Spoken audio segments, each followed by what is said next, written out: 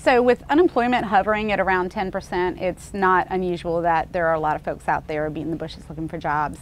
And one of the things that's really frustrating, especially if you haven't yet found a job, is all the money that you're spending towards job search.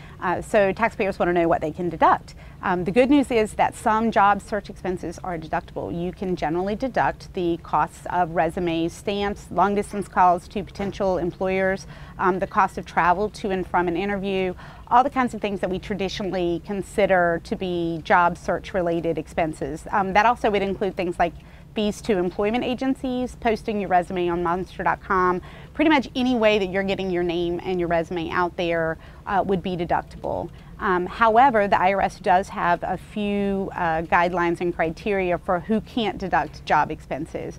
And the big one, and I'm sorry for all the recent college grads out there, but it can't be your first job. It has to be looking for another job.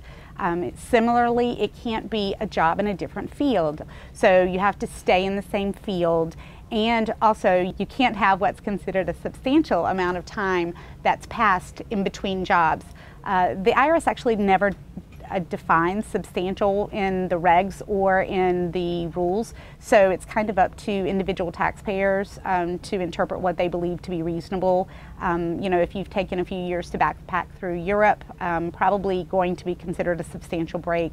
If you've been beating the bushes all along, even if you're between jobs for a long period of time, but you're continuing to look, the IRS probably is going to take that into consideration, especially in this economy, and give you a break. But the keys really are that they need to be reasonable, that the period of time between jobs can't be substantial, and that you can't be switching jobs or looking for a first job. A couple of times, the kinds of questions that I often get from people that are still looking for jobs, they want to know what kinds of extra stuff can I claim. You can't claim the cost of the new haircut, even if you desperately needed one. The interview suit, not deductible. You know, getting your makeover, not deductible.